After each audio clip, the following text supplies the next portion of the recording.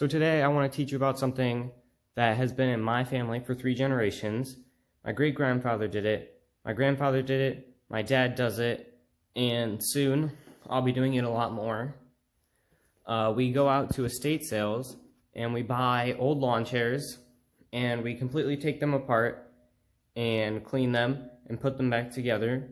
And we go to multiple different shows around St. Louis to sell them. So today I just want to teach you something that's been in my life forever. So today I want to teach you how to re-web an antique aluminum lawn chair like this one here. What you're going to need for this is you're going to need some webbing, a screw gun, something sharp to push through the webbing, screws, and a pair of scissors. So the first thing you're going to want to do is on each lawn chair there is a set of screws on the bottom, the sides, and on the top. So you're going to want to take all of those out and the webbing will fall right out after you do that. Then, if it's dirty, you're going to want to take just some soap and water and clean out the frame. After you do that, you want to take this webbing and fold it so you can screw it in here.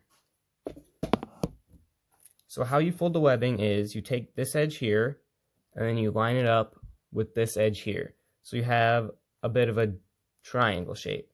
Then you're going to take this corner and bring it to this corner so you have an even smaller triangle. After that, you're going to want to take your sharp thing and stick it right through the webbing so that makes a nice hole. And then you're going to want to go a little bit to the right to make a hole and then a little bit left to make a hole. So that way you know the screw will fit through. After you do that, you're going to want to take your screw and just put it right in there. It might take a little bit of pressure, but after you get it in, it should look something like this. And then you're going to want to take this webbing, put it under the chair like this, and then screw it in right here on this first hole. So you're just going to want to screw it in with your screw gun or screwdriver.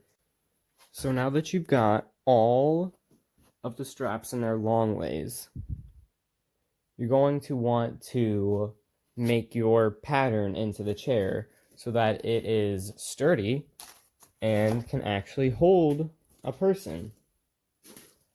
So you're going to want to go over, under, over, under, over, under, then around the bar. Then you're just going to want to fold it and get it screwed in that hole. Once you get the first one screwed in, it should look a little bit something like this. So what you're going to want to do after that is take this webbing and put it over this supporting bar here, then go over to the other side of the chair and get the rest of it and put it under this chair here, and it should look something like this. Then you're going to want to give it about a good maybe inch or two to right about there, and then you're just going to want to take your scissors and cut it right off. So it should look a little bit like this. And then you're going to want to do the same process of folding it and screwing it into this hole for each hole on the top and the bottom. So after you get the bottom one done, it should look a little bit something like this. And you're just going to want to repeat that process for the same amount of holes that are left. Now that you've got it screwed in there, you're just going to want to do the same thing. Take about an inch over here, and then just take your scissors and cut it. Then you're just going to do the same process of folding and putting it in there. Now that you've finished the first row, you're going to want to move on to the second. This time you're going to want to go under, over, under, over, under, and then around. Then you're going to fold it and screw it in there, and then cut it and fold it and screw it in there. And then you're going to repeat the process of alternating from that for each one of the screw holes that left. And then you should have a finished chair. An important thing to mention is make sure you have enough of the webbing so that you can actually finish the chair. Unfortunately, I didn't have enough of the green, so I had to go with a different color. I went with a blue, white, and green, which I think it turned out pretty nice. So now that it's completely finished, it took me about 30 minutes. Because I've been doing it so long, I've gotten really good at it.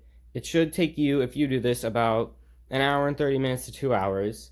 So after this, what would usually happen is we would stick a price tag on it, and we would take it to one of our sales that we do, and then we would sell it, and then use it to buy more chairs so that we can keep our inventory stocked and just keep making chairs. I really enjoy doing it. It's something that I've been doing since I was a little kid. It's something that my whole family has been doing since forever, and I just wanted to pass on the skill.